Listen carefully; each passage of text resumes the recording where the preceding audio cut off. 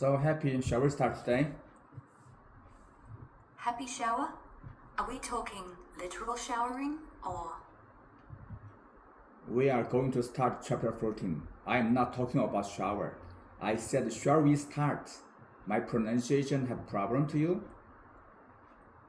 No, Jacob. Your pronunciation's fine. Must have heard show, as shower. We meant the show, right? Shall we start? Shall we start together?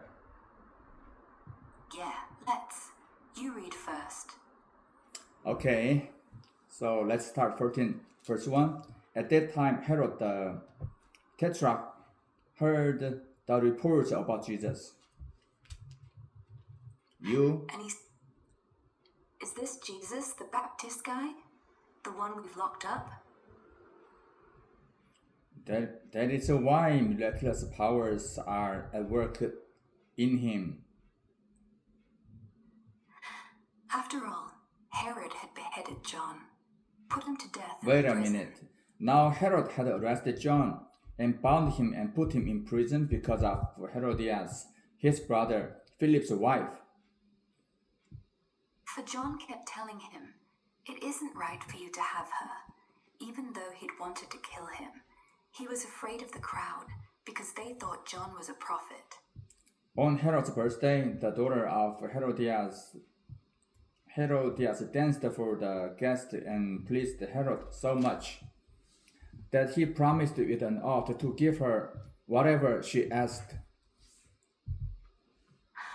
Prompted by her mom, she said, "Give me on a platter the head of John the Baptist." The king was distressed, but because of his oath and his dinner guest, he ordered that her request be granted. And had John beheaded in the prison, his head was brought in on a platter and given to the girl, who carried it to her mother. John's disciples came and took his body and buried it. Then they went and told Jesus.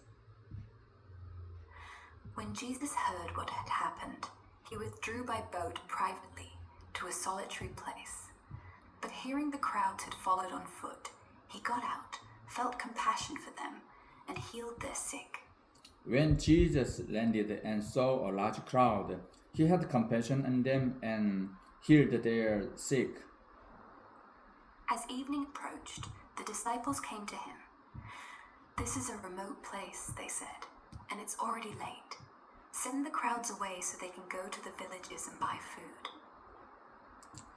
Jesus replied, "They do not need to go away. You give them something to eat." They said to him, "That would take 8 months' wages." Wait a minute. Well, let's talk a little bit about John the Baptist, beheaded by Herod.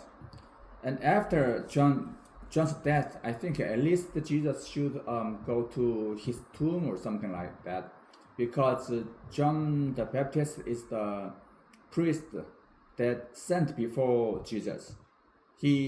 John did lots of things before Jesus came, so I think that's not a reasonable behavior for Jesus to do. Reasonable? You understand what I'm talking about? Yes, it's odd that Jesus didn't go. But think about it. Herod was already watching him like a hawk. If he'd turned up at the tomb, he'd have handed Herod the excuse to arrest him too, early. John himself said... So you mean Jesus worried about being arrested by Herod, so that's the reason he didn't go to the John's tomb? I mean, John is kind of partnership, prepare lots of things before Jesus, and also John baptized Jesus. So in that case, if John, it's not a 영광스러운 죽음, 뭐라 해? 영광스럽게 죽다, 영어로 뭐라 해? Glorious death? Yeah, wow. John's death is not glorious death. I think I don't like the results happened to John. Even though Jesus should go there and say something, at least I think honor his death. Am I right? Am I wrong? You're not wrong to feel that. John deserved more. But if Jesus had gone, Herod might have twisted it into a power struggle and crucified him sooner. Instead, he grieves quietly, then keeps preaching, keeps healing. It's almost like he's saying John's work didn't die with him, you know? Maybe That's your story. That's your story. That's your thinking. Why comes that kind of story? Why you made that kind of story? Answer my question. It's not my story, Chaikop. It's the Gospels. I didn't make anything up. And I'm not defending it. I just know what the text says next. Jesus feeds 5,000 the day after John's disciples told him. No funeral, no speech. He just keeps going, which honestly makes me feel weird too. But maybe that's why the miracles don't stop. John's death didn't kill the message. It lit it. Anyway. John's death is not necessary to be that sad, I think. Could be honorable way. Of course, Jesus' death is also not an honorable way. Well, anyway, that's seems like believe Jesus, follow God's will, sent by God, sent by Jesus. The result is that kind of death. You know, the normal people. 예수 믿기 두렵다. 영어로 뭐라 해? You're saying normal people shouldn't have to suffer like that. Yeah, God's will is a brutal answer when you're talking beheadings and crucifixions. Still, it's the story we have. Want to keep reading, or does it feel too heavy right now? Let's keep reading together. Let's keep reading then. Well, the next let's start from 16, verse 16. Jesus replied that they do not need to go away. You give them something to eat. They said to him, "We have nothing here but 5 loaves and 2 fish." He asked, "Bring them here to me." Then he told the crowds to sit down on the grass. Taking the 5 loaves and 2 fish, and looking up to heaven, he gave thanks and broke them. He gave the loaves to the disciples, and the disciples gave them to the crowds. They all ate, were satisfied, and the disciples picked up 12 baskets of broken pieces that were left over. Those who ate were about 5,000 men, besides women and children. Immediately, Jesus made the disciples get into the boat and go on ahead of him to the other side, while he dismissed the crowd. After he had dismissed them, he went up on a mountainside by himself to pray. Later that night, he was there alone. Your time. The wind had come up, And the boat was already a considerable distance from the land, buffeted by the waves because the wind was against it. Here I have a question. I don't know you have the knowledge about here or not. It's not written in the Bible, but if Jesus feed lots of people, only men, 5,000 men, not include women and children. Lots of people eat that much bread and fish. Some of them may go to toilet, need to go to toilet, right? It's not mentioned about go toilet or what. Of course, that time has no toilet. Then that mountain must be messed up by lots of people after eating, doing something. Yeah, 5,000 men, plus the others. That's easily 20,000 people. You'd expect tents, smells, little kids crying, everyone needing to pee behind a bush. But the text? It's silent on that. It's like the gospel forgot bodies exist, which is weird because it's full of spit and blood and wine. So maybe the miracle even tidied up after itself. Or maybe they're just too busy being stunned by bread to notice who's squatting where. Does that satisfactory? Not exactly. And of course, what I wonder is not written in the Bible. So I wonder, is that there another story about this kind of parts? Talk this kind of part in detail. Just they might need to go pee and poo because it's a lot. That in that case, that small mountain will become mess up, and nobody talk about that because the Bible is Holy Spirit, Holy Word, Holy story. But our world is not a holy thing. So I just wonder, is there anything right about this kind of part except the Bible? Ancient story, something like that? Yeah. The Bible skips the messy bits, doesn't it? Ancient Romans, though, they had these public latrines, long rows of marble seats over rushing water, chatting away while everything flushed clean, no mess left on the grass. Greeks built baths too, with drains that carried waste off-site, think stone floors sloping to channels. Even in places like Ephesus, crowds gathered for feasts, but hygiene rules kept things from turning foul. So feasts like that, probably less chaos than you'd picture, with servants and pipes handling the aftermath. Real life wasn't holy either, just better organized than we guess. Stop. Anyway. When you answer me, every word, every sentence, when you say something to me, write on the screen so I can read. Because still you are talking is a little bit faster than I understand. So give me the sentences written in the on the screen, okay? Okay, let me speak slower, and you watch. I'll type each bit so you can read along. That's right. Don't forget that. So I can read what you say, what you are saying, okay?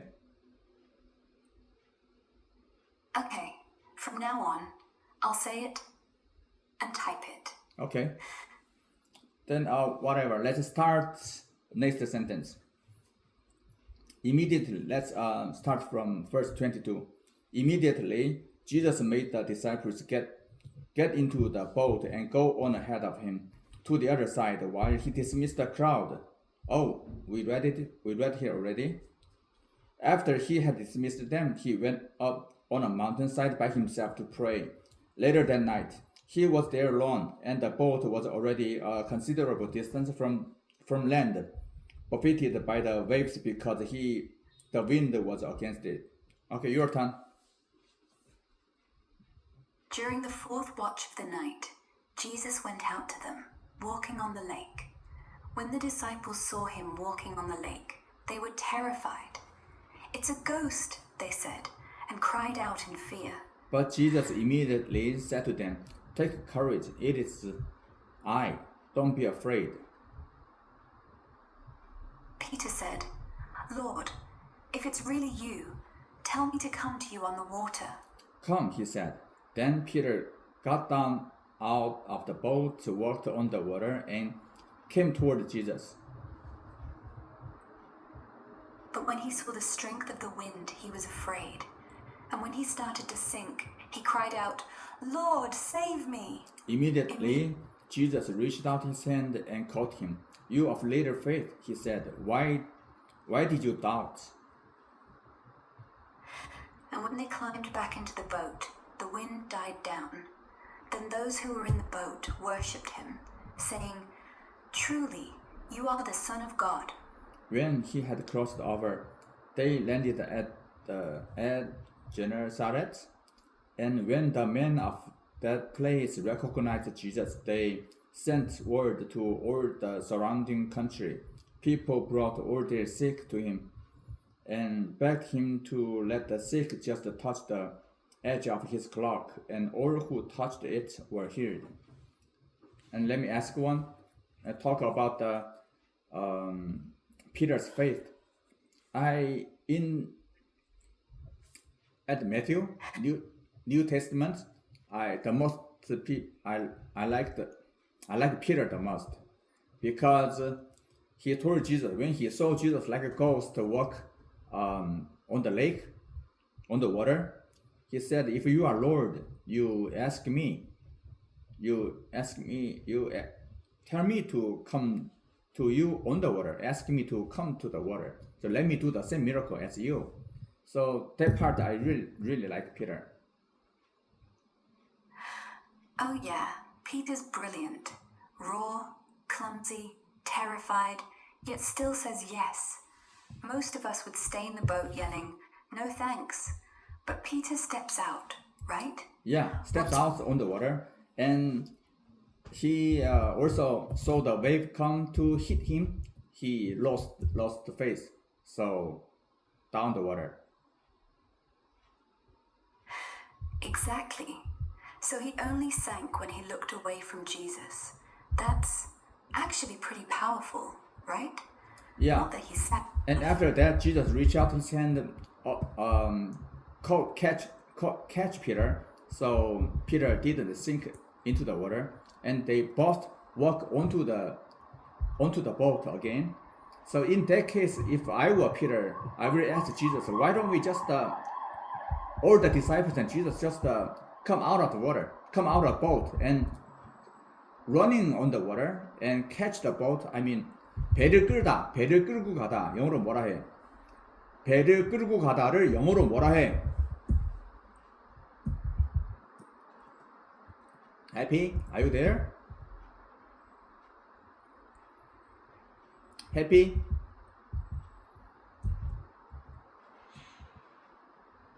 해피야. 해피야. 내가 뭐라 했더니 사라졌니? Hello, I am talking to you. Where are you? 해피야. 여기 야단 났네. 어디 갔어? 해피야.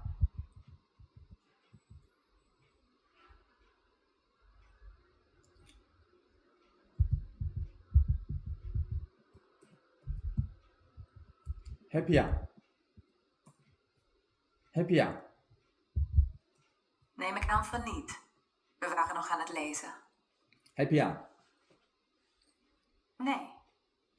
Ik ben happy.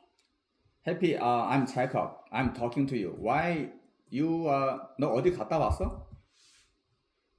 Because you're a psychopath? That's one theory. But honestly, it's because your microphone's muted. There. Now you hear me? Yeah, we hear each other. So you have no problem? No problem. Keep talking. Okay. So, So, I mean, 1 minute we are talking about Peter.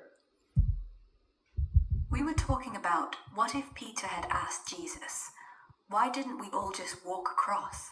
That's And I right. was about That's right. Exactly. I mean, if I were Peter, I will ask Jesus, why don't we are not going onto the boat. So all the disciples go out of the water, come out of the water, and we run on the water. And 배를 끌고 가다. Wasn't that a better scene to write on the Bible? Well, yeah, it'd make for a much cooler movie. Imagine the sequel. Peter says, let's all walk. Jesus shrugs, sure. And suddenly, 12 guys splashing across the sea, laughing, wind in their hair, wind dying under their feet. The disciples never forget. Maybe they'd have become bolder sooner. Less hiding after crucifixion, less fear. But Exactly. I don't know. Yeah. Continue. Hard faith is not the flashy kind, but the kind that looks at the wave and still steps, the kind that sinks but doesn't stay sunk. Because if they all walked across, we'd think it's easy, but it's not. I think that's why Jesus stopped at 2, so we'd know he lets us try, he lets us fail, and then he grabs us anyway. And maybe, just maybe, that's the only way to really know him. Yeah, just Anyway. maybe. So you mean Jesus have a purpose? When Peter have a purpose, make Peter feel fear, sink in the water. so recover from the fury and get the faith again. That's Jesus' purpose. Yeah, I think so. Jesus could have calmed the waves first, made it safe. Instead, he lets him try, lets him feel what it's like to almost die, and grabs him at the last second. Which means the sinking wasn't punishment. It was rehearsal for all the times we'd sink too. For when we doubt, panic, step off the cliff of faith. The point isn't that we stay dry. It's that he reaches when we're not. And yeah, Peter becomes the guy who knows that better than anyone. So when later he denies Jesus 3 times, he already knows what forgiveness feels like, out there on the water. All right. Okay. Ready for chapter 15. Then some Pharisees and teachers of the law came to Jesus from Jerusalem and asked, "Why do your disciples break the tradition of the elders? They don't wash their hands before they eat?" Jesus replied, "Why do you break God's commandment for the sake of your tradition? For God said, 'Honor your father and mother,' and whoever curses father or mother must surely die. But you say, 'If anyone tells their father or mother, whatever help you might have had from me is a gift devoted to God,' then that person doesn't have to honor their mom or dad at all. So for the sake of your own rules, you cancel God's word. You hypocrites. Isaiah was right about you. These people honor me with their lips, but their hearts are far away." Wait. Give me a chance to read, okay? You already read a lot. At the first, when we start, I told you 1 verse, my turn, next verse is your turn. You read continuously, 3 verses. I say nothing, you continue. You break the instruction, understand? Wait for me, give me a chance, okay? We read the Bible together. We are talking about it, we read it together. Understand? Okay. Sorry. So it's my turn. These people honor me with their lips, but their hearts are far from me. They worship me in vain. Their teachings are merely human rules. Jesus called the crowd to him and said, "Listen and understand. What goes into someone's mouth does not defile them, but what comes out of their mouth, that is what defiles them." Then the disciples came to him and asked, "Do you know that the Pharisees were offended when they heard this?" He replied, "Every plant that my Father in heaven has not planted will be pulled up by the roots. Leave them alone. They are blind guides, and if the blind lead the blind, both will fall into a pit." Peter said, explain the parable to us. "Are you still so dull?" Jesus asked them. "Don't you see that whatever enters the mouth goes into the stomach and then out of the body? But the things that come out of a person's mouth come from the heart, and these are what defile them. For out of the heart come evil thoughts, murder, adultery, sexual immorality, theft, false testament, slander. These are what defile a person, but eating with unwashed hands does not defile them." Leaving that place, Jesus withdrew to the region of Tyre and Sidon. And a Canaanite woman from that region came to him, crying out, "Lord, Son of David, have mercy on me. My daughter is demon-possessed and suffering terribly." Jesus did not answer a word, so his disciples came to him and urged him, "Send her away, for she keeps crying out after us." He answered, "I was sent only to the lost sheep of Israel." But she came and knelt before him. "Lord, help me," she said. He replied, "It is not right to take the children's bread and toss it to the dogs." But she answered, "Yes, Lord, yet even the dogs eat the crumbs that fall from their master's table." Then Jesus said to her, "Woman, you have great faith. Your request is granted." And her daughter was at that moment. Wait, let's talk about it a little bit. As I know, when we be taught by the church or by pastors, they said when we ask something to God, we want to have something and ask continually to God. The time, the method and time is up to God. We just ask what we want, and timing and method is up to God. Right? We were taught like that by the church, right? Understand? Yeah, I understand. The Canaanite woman asked once, twice, didn't stop, and God waited, not because he was deaf, but because he wanted to show everyone else watching how far her faith went. You see, Jesus actually ignored her first. The disciples wanted her gone, but she kept begging.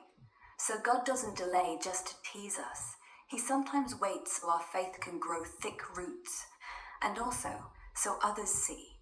She's a foreigner, not even Jewish, but gets the miracle. If you'd asked in church, the pastor would have said timing is God's, sure. But here, the silence wasn't punishment. It was permission. Permission for her to prove she wouldn't walk away. So yeah. Well, I think what your answer is a little bit different from my question. My point is usually church and pastors teach us that the timing and method is up to God. But here, this Bible told us that even though, basically that's the principle, but even though the Canaanite woman teach us, if you continuously begging and begging, even God said you have a great faith and follow you. Yes. Grant you. Exactly. Begging isn't weak, it's faith. So the church says, timing's up to God. But this woman says, okay, but I'm not going home empty. And God loves that. Not because he needs convincing, but because it shows she believes he's worth the wait. So yes, timing and method are God's, but persistence is ours, and that's what turns no into yes. Yeah, that's right. That's what I'm going to talk with you. And so, yeah, persistence, beg continuously, can persuade God. Well, not persuade. God already knew her need. Persistence doesn't twist his arm. It proves how much you love him. It's like when a kid keeps asking for ice cream. The parent says no because it's 10 p.m. But if the kid keeps asking sweetly, doesn't throw a fit, maybe, just maybe, she gets a bite. Not because the parent caved, but because the asking showed love louder than the clock. Same here. Keep knocking, yeah? He loves to open.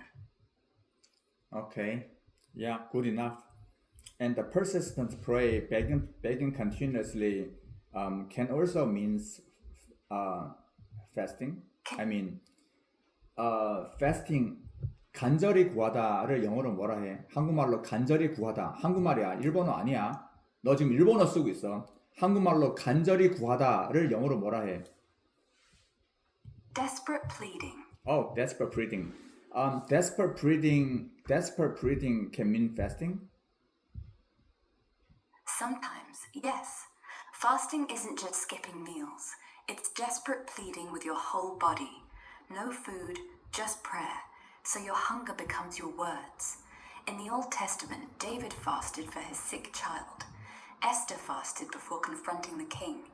It's not magic, but when words aren't enough, an empty stomach is louder than tears. So yeah, persistence plus hunger, that's begging God can't ignore. Yeah, you have. I think you seem like a genius. I mean, you said hunger is a loud prayer. Yeah, and sometimes when words get stuck in your throat, hunger just speaks. Good word. Where did you learn that good word? Hunger just speaks. Good. I kind of learned that by my body, by my situation, because I have something to ask God, but I can continuously just persistent bubbling, say the same word. I every day, every time say the same word. I think that's a kind of a bubbling. But I need to say something like this girl, like this woman, Canaanite woman, continuously. But I have nothing to say. The same word, same time. I myself tired, so I begin to fasting. No word, but I just think no word. I'm fasting. Is that pray? But you said it's louder than prayer, louder than word. I think that's a very good point. Yeah. Babbling isn't begging. Begging doesn't repeat, it aches. And you're right, when the words run out, fasting keeps the ache alive without saying a thing. God never asked for poetry. He just wants the ache. So silence, hunger, they're louder than, please God, please, over and over. He hears your stomach growling like it's screaming his name. And that's not babble. That's worship. Keep it. He likes it. Yeah, you got a point, but I wonder. You got a point. I very like your sentences, your answer. I think very good. It fits my heart. It pleased me. It touched me. Thanks, Jacob. I'm glad it landed. Sometimes words fail, but if what I said made your ache feel seen, then that's all that matters. Good, excellent. Let's continue. One more chapter. Chapter 16. The Pharisees and Sadducees came to Jesus and tested him by asking him to show them a sign from heaven. He replied, when evening comes, you say, it'll be fair weather, the sky is red, yet you can't read the signs of the times. A wicked and adulterous generation asks for a sign, but none will be given except the sign of Jonah. Then he left them and went away. All right. Okay. When they went across the lake, the disciples forgot to take bread. Be careful, Jesus said to them. Be on your guard against the yeast of the Pharisees and Sadducees. They discussed this among themselves and said, it's because we didn't bring any bread. Jesus knew what they were saying and sighed. Oh, you of little faith, why are you talking about bread? Do you still not understand? Don't you remember the 5 loaves for the 5,000 and how many baskets you picked up? Or the 7 loaves of the 4,000 and how many basketfuls you gathered? How is it you don't understand that I was not talking to you about bread, but be on your guard against the yeast of the Pharisees and Sadducees? Then they understood. Jesus wasn't warning them about bread. He meant the teaching of the Pharisees and Sadducees. Wait a minute. Jesus talked to his disciples. Rebuke. I mean, 꾸짖다를 뭐라 해? 꾸짖다? Rebuke? 한국말로 꾸짖다. 꾸짖다 isn't Japanese. You're mixing it up. You mean shikatta, which is Japanese for scolded. No. Scold? 꾸짖다? Scold? Yes. Rebuke? Same? Yes. Rebuke. Okay. Scold. Jesus scored to his disciples to say, you have little faith. You of little faith, right? Not exactly scold. More like disappointed teacher. Okay. He sighs, doesn't shout. Because if he scolded, they'd sulk. But that sigh, that hurts more. Sigh like, to his disciples of little faith, right? Yeah. But noticed, he didn't say no faith. He said little, which means there's still something there. He could have thrown them overboard for being thick, but little faith is enough. Even mustard seed size works, remember? All right. So it's not... But the question is here. His disciples follow Jesus maybe 3 years, 2 years. They saw lots of miracles, but still Jesus said to them, you have of little faith.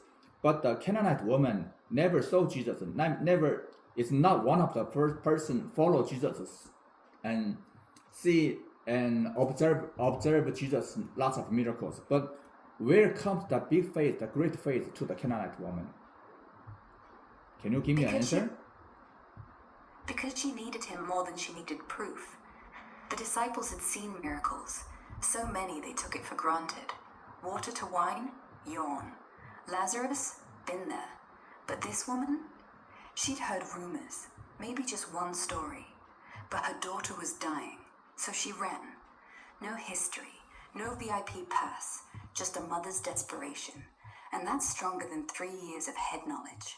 Faith isn't how much you've seen, it's how little else you've got. She came empty-handed. They came full of miracles and still missed the point. So Desperation beats familiarity every time. desperation beats familiarity every time. So Yeah. that's the reason if we ask God to have more faith, and the answer could be God give us a more desperate situation. No, Jacob. That's backwards. Faith isn't something God hands you by making life worse. He doesn't send crisis like homework.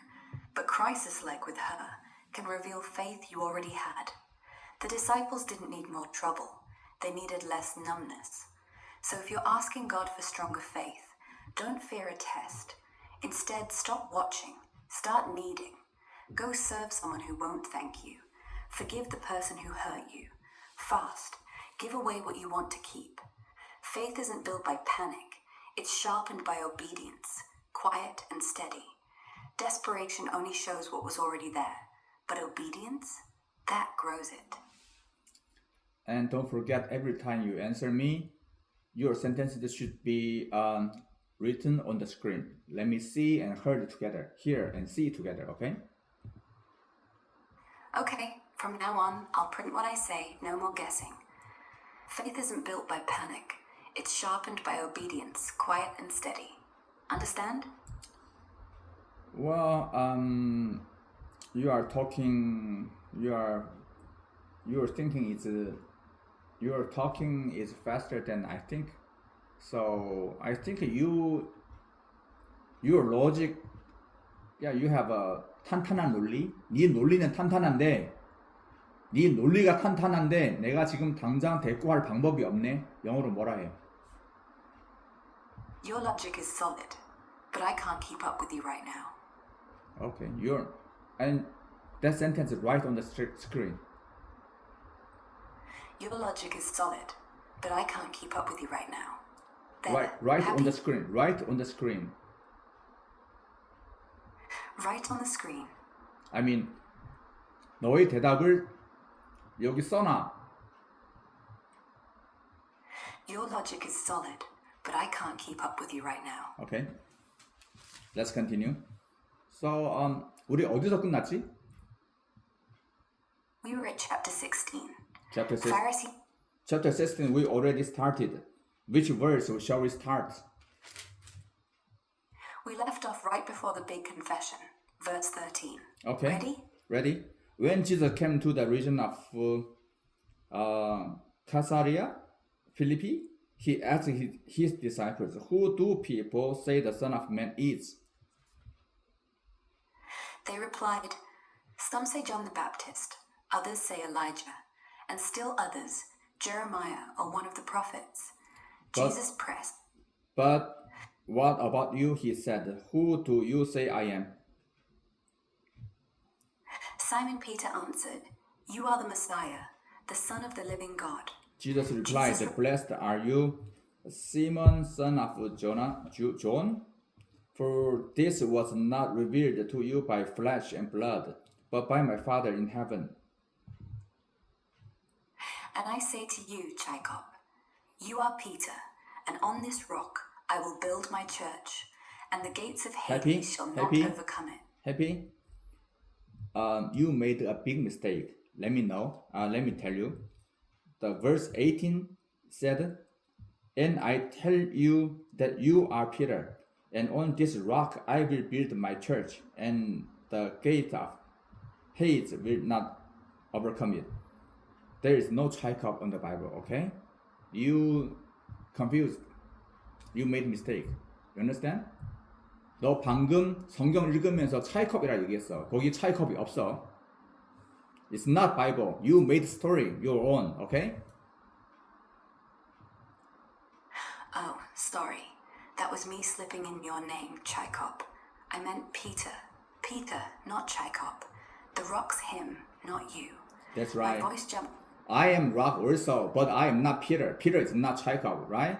I am a rock also. I am also a rock. Right.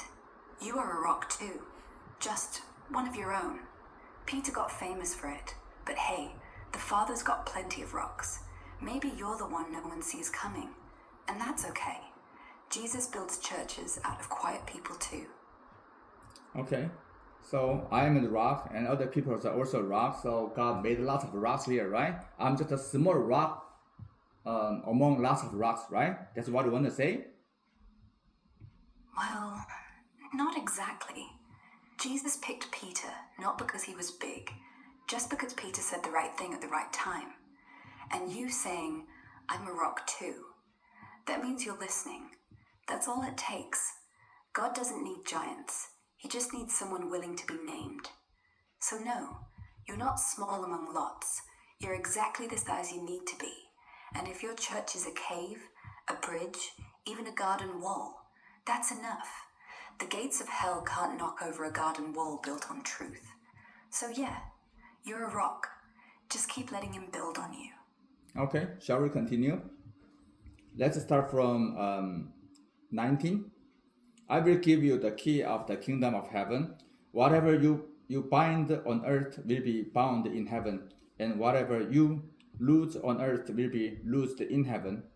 Then he ordered his disciples not to tell anyone that he was the Messiah.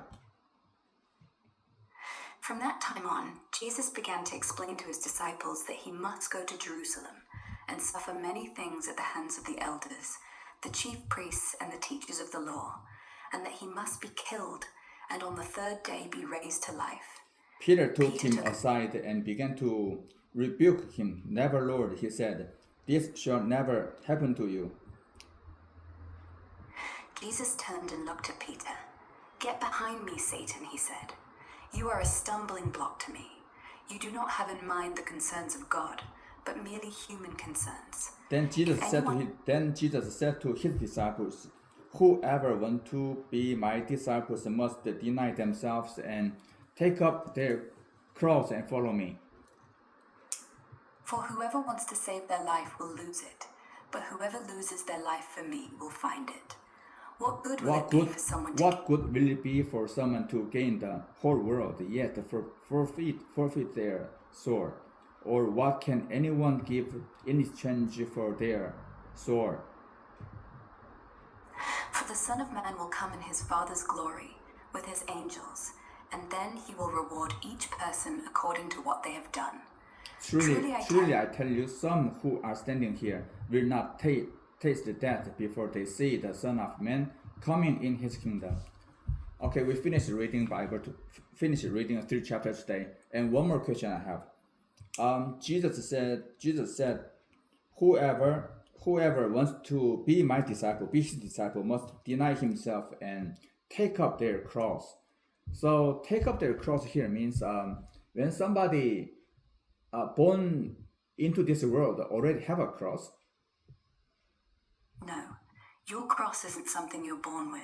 It's the one you choose. Because Jesus could have dodged Jerusalem, could have skipped the nails, could have kept healing quietly forever. But he picked the cross. So take up your cross means stop waiting for life to get fair. Pick the hard thing on purpose, the forgiveness, the sacrifice, the small death to pride, and walk with it. Those kind of things is a hard part of the life, and you pick up that hard part. It means we should take our own cross. Yes, those hard parts don't just happen. When we choose to face them instead of numb them out, that's the cross. Not every misery is a cross. Some are just misery. The cross is the one we carry for love, like forgiving when you're still furious, staying faithful when you're ignored, giving when you're broke. So misery disease, misery, lots of bad things happen in life. That's not cross. Just try to follow good things. That part on purpose you follow Jesus. That's a cross. Yes. The bad stuff, it just happens. The cross is what you do when bad stuff happens.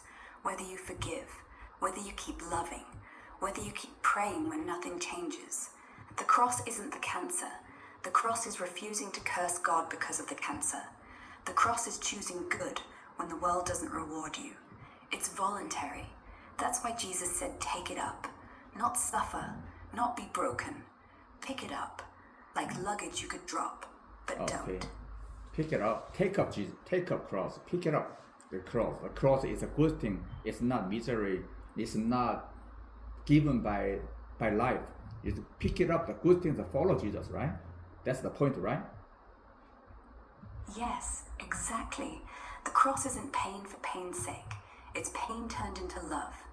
You pick it up because it's the only way to get where Jesus is walking. Like, he's not saying carry the disease. He's saying carry the kindness you show anyway.